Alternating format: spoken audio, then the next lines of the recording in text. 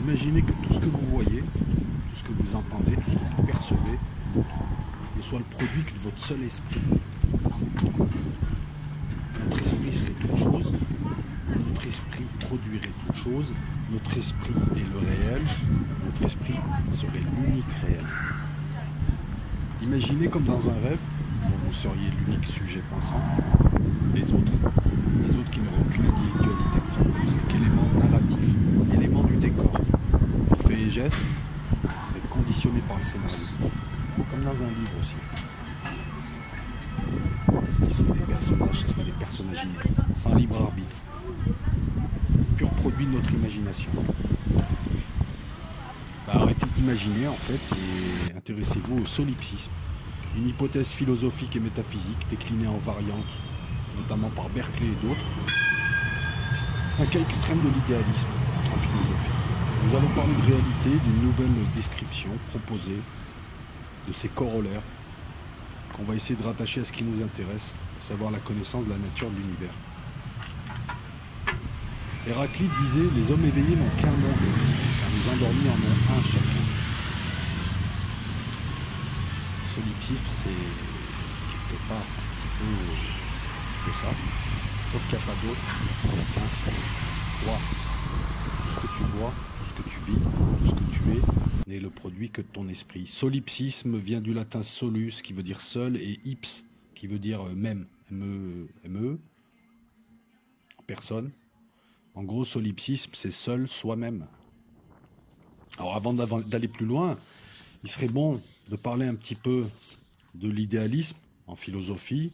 C'est l'une des deux branches principales de la philosophie. Vous avez d'un côté l'idéalisme, de l'autre côté le matérialisme. D'un côté, on peut retrouver Platon, d'un côté, on peut retrouver Descartes, d'un côté, ce ne sont pas des solipsistes. Ce sont des idéalistes. L'idéalisme pense que toute matière provient de l'esprit, que seul l'esprit pensant existe. Platon, lorsqu'il parle de son monde des idées comme l'unique monde et que le reste n'est juste qu'une projection, une illusion, il est dans l'idéalisme. Et de l'autre côté, vous avez la branche des matérialistes, Marx, Kant, entre autres, qui eux te disent que tout provient de la matière.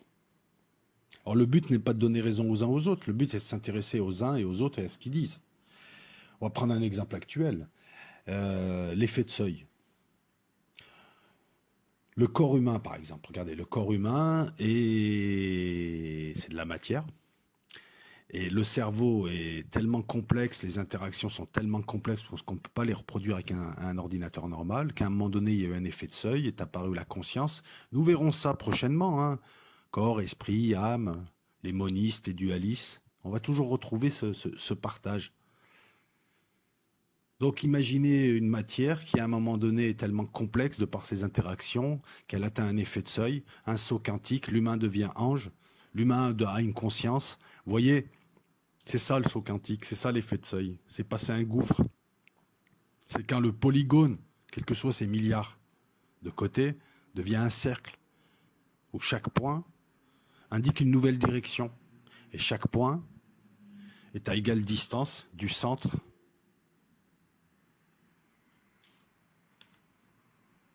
Alors Kant a remis au goût du jour le terme de solipsisme qui existe depuis toujours, depuis les Grecs, mais il lui a donné un sens différent de celui qu'on connaît aujourd'hui. Pour Kant, le solipsisme, c'est l'amour de soi, c'est l'égoïsme. Les solipsistes, c'était une injure à une époque. On traitait certains philosophes de solipsistes, mais on ne leur donnait pas l'acception qui est donnée à l'heure actuelle au solipsisme. Aujourd'hui, le solipsisme avance que la réalité se résume à ce que mon esprit, pas des esprits, mon esprit perçoit. N'ayant connaissance que de ma seule conscience, je suis seul existant. Les autres appartiennent au décor. Chacun va me dire, ouais, mais les autres ne sont pas des éléments, ils existent aussi, il y a des interactions, quand je suis pas là, ça bouge, ça agit. Effectivement, voilà pourquoi je vous dis que le solipsisme, c'est quand même un cas extrême, c'est une hypothèse philosophique, métaphysique. La réalité, elle se déroule ailleurs, ok.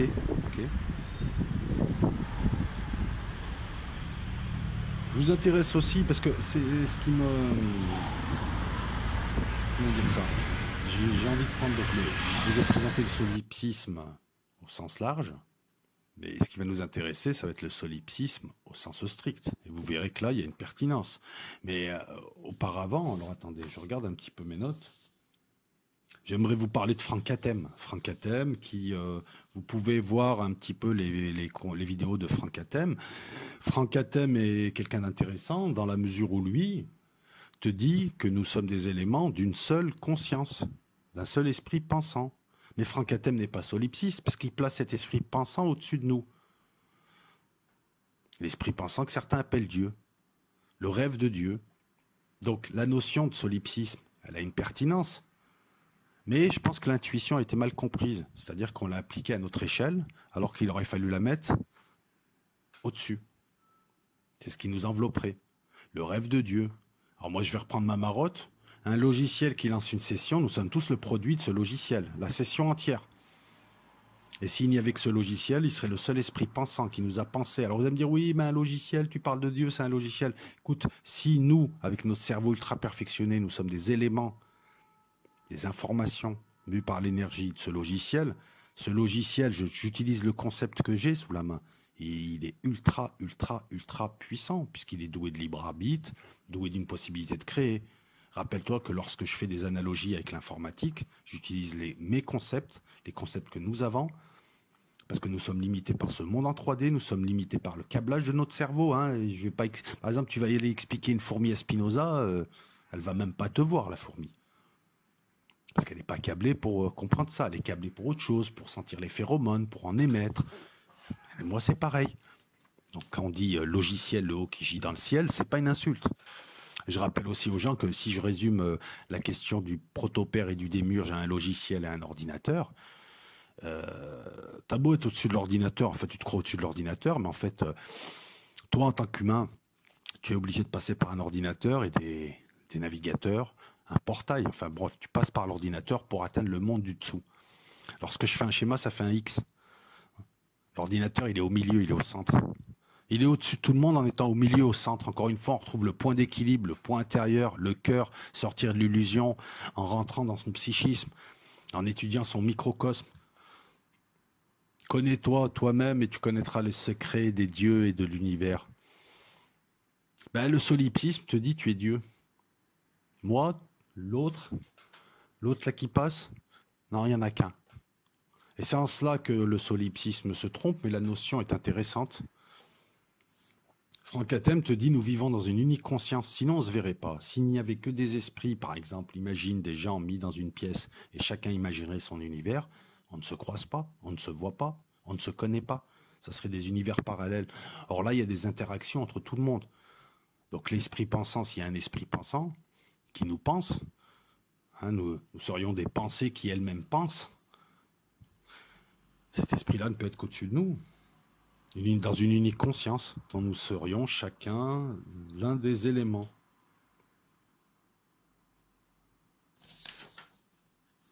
Donc le solipsisme, c'est un petit peu se prendre pour Dieu. Vous allez me dire, c'est n'importe quoi. Ben non. Les prophètes, tous les gens qui se prennent pour Dieu ou qui se prennent pour une entité, si tu appartiens au logiciel, si tu es une information du logiciel, si tu es dans une session et une simulation, et si tu t'intéresses à un moment donné, tu es branché aux hautes énergies. L'énergie entre en toi, c'est un peu le principe de l'Esprit Saint qui plane et qui s'incarne en chacun. À ce moment-là, tu es habité par cette énergie haute, tu deviens cette énergie haute, tu fais juste une confusion en fait. Tu es le véhicule de cette énergie. Donc voilà pourquoi tu as des gens qui se prennent pour, qui disent j'ai discuté avec, il m'a parlé. Tu as été au contact avec une énergie très élevée, qui n'est pas l'énergie des basses densités, c'est normal que tu te prennes pour. Parce qu'en fait, tu es l'avatar qui sert de véhicule à cette énergie. Donc quelque part, tu te prends pour ce qui t'habite et qui te fait parler, comme un micro pourrait se prendre pour le chanteur. Avec le solipsisme, étudier le réel revient à s'étudier, puisque toute chose est le produit de l'esprit. Ce qui est marrant dans Connais-toi toi-même et tu connaîtras le secret des dieux, c'est que si tu veux étudier le réel en te connaissant, bah, ça revient un petit peu à cette phrase attribuée à tort à Socrate, elle est de Thalès de Millet. Il me semble que Thalès, je ne veux pas dire de bêtises, il me semble que Thalès c'était un présocratique, puisque c'est Socrate qui fonde plus ou moins la philosophie telle qu'on la connaît. Platon, qui était son élève, reprend derrière. Euh, Aristote, qui a développé aussi une pensée proche de celle de Platon, est arrivé, et tout un tas de gens. Mais avant, il y avait des philosophes, que je vous dise pas de bêtises, pas Anaximandre, il me semble, était un présocratique. Connais-toi toi-même et tu connaîtras le secret des dieux et de l'univers. Ça sous-entend que en te regardant de l'intérieur, microcosme, tu connaîtras le macrocosme. Ça vous dit rien, ça? La géométrie sacrée des énergies du macrocosme qui doivent pouvoir descendre dans le microcosme. Voilà pourquoi il y a une telle architecture. Voilà pourquoi il y a des ondes de forme. Ça vous rappelle les poupées russes, des mondes qui s'imbriquent, la fractalité. Vous voyez, j'essaye de lier solipsisme avec ce qui nous intéresse. Je ne veux pas parler du solipsisme juste pour faire une vidéo de culture générale. Pour Philippe Dick, l'écrivain, arrêtez de me dire à chaque fois Philippe K. Dick, Philippe K. Dick. Ça va, je sais qu'il a un deuxième prénom, Philippe Dick. T'étais dans les couilles de ton père que je disais du Philippe Dick, alors s'il te plaît, d'accord? Bon. Philippe Dick, dont l'œuvre est immense et dont l'œuvre tourne autour de la réalité. Parce qu'il a toujours mis en doute cette réalité, que ce soit Total Recall, le film, qui est un très bon film, moi je trouve, que ce soit même Substance Mort, même, enfin bref, toute son œuvre tourne autour de qu'est-ce que la réalité. Pour Philippe Dick, la réalité n'est qu'un point de vue. On est dans une forme de solipsisme. On est dans une forme de relativité. Voilà. Ce que tu vois, c'est en fonction de ton référentiel spatio-temporel. La relativité introduit des notions proches des notions philosophiques. Comprenons-nous bien, hein, que lorsque je parle de rêves, de livres, de sessions, d'illusions, elles sont réelles. Moi, ce qui m'intéresse, c'est d'avoir la nature absolue de cet univers, en admettant qu'il y en ait une, puisque je pense que selon le plan, on voit différemment. Nous, on se voit comme humains. Au-dessus de nous, on nous voit peut-être comme des électrons. Au-dessus, on les voit peut-être comme des programmes. Vous voyez, est-ce qu'il y a une réalité absolue qui engloberait tout, et qui verrait tout, et qui dirait ça, c'est la réalité, et chaque plan voit qu'une illusion de cette réalité. Aucune idée. Mais en tout cas, la nature du réel nous intéresse, s'il y en a une, et ça nous permettra, si nous connaissons, si nous arrivons à appréhender la nature du réel, comme nous vivons dans ce réel, on aura des informations pour connaître notre nature. Partant de là, peut-être qu'on saura pourquoi nous sommes là, peut-être qu'on saura qu'est-ce qui nous entoure, et peut-être qu'on aura tout le tableau. Voilà, l'intérêt, il est là, ce n'est pas seulement un intérêt purement intellectuel, c'est aussi un intérêt pratique, c'est obtenir une info pour avancer et en obtenir d'autres, soit par déduction, soit par... on peut aussi émettre des hypothèses, puisqu'on n'aura jamais véritablement de réponse. On est peut-être dans une session, dans un univers qui te propose ce que tu veux voir. Le gars, il veut voir un complot, l'autre, il veut voir un logiciel, l'autre, il veut voir Dieu, l'autre, il veut rien voir, l'autre, il veut voir des étoiles, l'autre... C'est ça aussi. J'ai remarqué qu'au cours de mes cheminements, dès que je m'intéressais à certaines choses, on me proposait ces choses. Ça en était au point que tu te balades dans la rue, tu trouves des bouquins sur le sujet, bien devant toi, sur le sujet que tu es en train d'étudier. Ça m'est arrivé souvent dans mon cheminement, c'est cette discussion avec l'univers qui te donne ce que tu lui demandes. Et ça, je pense que parmi vous, il y a des gens qui pourront corroborer ça et qui ont vécu ça. L'univers te parle, l'univers utilise une langue appropriée à chacun, et si tu sais comprendre l'univers, tu peux avancer. Nous sommes en communication permanente avec cet univers, ce logiciel, Dieu, appelle-le comme tu veux. Donc beaucoup d'interrogations et surtout d'implications à ce stade. Hein. Si on reconsidérait cette hypothèse, peut-être qu'on y verrait plus clair, puisque aucune philosophie ne se fonde sur le solipsisme au sens strict. Et non. Descartes, par exemple, qui est un idéaliste, vous avez différents types d'idéalistes, hein, les empiriques, les transcendantaux, etc. Donc Descartes a été considéré, René Descartes, mathématicien français contemporain de Blaise Pascal, a été décrit à tort comme un solipsiste. Or, il ne l'est pas. Dans son discours de la méthode, il déconstruit tout et repart de zéro. Avec la seule certitude qu'il a, son postulat, c'est que son esprit existe. Cogito ergo sum. Je pense donc je suis. D'ailleurs, ce serait bon de mettre toute la tirade. Vous comprendrez mieux. C'est comme le connais-toi toi-même. Les gens s'arrêtent à connais-toi toi-même et ils oublient la deuxième partie de la phrase. Et c'est la deuxième partie qui est la plus importante. Et tu connaîtras le secret des dieux et de l'univers. l'introspection. Regarde ton microcosme, il est fait comme le macrocosme. En tout cas, il y a des liens. Donc Descartes, pour lui, oui, effectivement, il repart sur la base que seul son esprit est réel avec certitude. Pour le reste, il doute. Donc on n'est déjà pas dans le solipsisme. Mais pour lui, il existe une réalité absolue et supérieure qui est Dieu. Donc on n'est plus du tout dans le solipsisme là. Le solipsisme te dit juste tout ce qui existe c'est ton esprit. Eh ouais, mais on est 7 milliards. Pourquoi ça serait moi? Pourquoi moi? On parle d'esprit aussi. On parle pas d'âme. Parce qu'il y a cette confusion. Corps, âme, esprit, surtout esprit et âme. On parle d'esprit pensant. Quand il s'agit de penser, quand il s'agit de nous, de l'intelligence, on parle d'esprit. Tout simplement parce que l'âme, et on y reviendra encore une fois dans une prochaine vidéo, l'âme c'est l'animus, c'est ce qui anime. Qu'est-ce qui t'anime? Le programme, l'énergie qui est rentrée et qui fait tourner l'ordinateur? Qu'est-ce que l'âme? Le lien avec ton joueur en admettant que ce soit une session, que tu as un type qui t'anime et qu'il y a plusieurs avatars. Qu'est-ce que l'âme? Là on parle d'esprit. On parle d'esprit pensant. Les gnostiques par exemple mettaient l'esprit au-dessus de l'âme. L'intelligence. Sophia, la connaissance, le savoir, la petite parcelle divine. C'est quoi cette petite parcelle divine mise dans chacun des humains? C'est le pouvoir de recréer sur ce plan. Tu regardes une vidéo YouTube, tu l'expliques à ton pote, tu y mets tes mots, tu rajoutes des trucs, tu as créé, tu as recréé, parce que Platon disait qu'on ne créait rien, on ne faisait que recréer sur ce plan ce qui existait déjà ailleurs, ce qui existe déjà ailleurs. T'es pas là pour être passif, t'es pas là pour bouffer de la vidéo YouTube, t'es là pour t'approprier des choses qu'on te donne et les améliorer à ta manière. Et ça, tout le monde peut le faire. C'est la différence entre trois intellos à lunettes qui font 12 kilos et qui méprisent tout le monde et des vrais hommes et des vraies femmes qui pensent qu'il faut la tête et les jambes. Il faut que tu sois capable de courir, de couper du bois et en même temps capable de lire un livre, je sais pas, Tite-Live, Plutarque, Mickey, haute vidéo, ce que tu veux. Que tu aies la possibilité de réinterpréter. N'est pas je gobe, je restitue comme un vulgaire étudiant d'endroit ou un youtubeur qui se croit intelligent. Eh, fais-moi une vidéo sur Tesla. Et pourquoi tu vas pas toi faire des recherches sur Tesla? Celle-là, ça me sidère. Fais-moi des vidéos sur Tesla. Ben, je suis pas ton boy.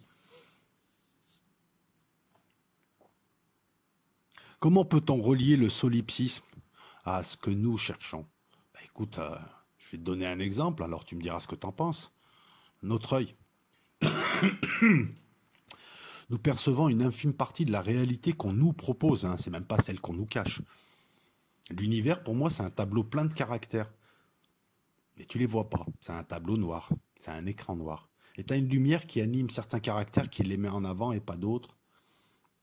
Et tu vois déjà la réalité, voilà. Elle te met en avant certaines choses et pas d'autres. C'est un petit peu comme en mécanique quantique, où on parle de virtualité, de particules virtuelles qui apparaissent, qui prennent l'énergie du milieu, qui le restituent en disparaissant. Ça dure très très peu de temps. On est toujours sur la même route. Ben, ton œil, lui, parce que tu as d'autres capteurs, ton œil perçoit des signaux électromagnétiques, des photons. Pas tous. Il en perçoit certains. Et puis grâce à des signaux électriques, il les envoie au fond, hein, comment on appelle ça, la caméra, la chambre. C'est le principe de l'appareil photo, hein. Enfin plutôt l'appareil photo c'est inspiré du cerveau.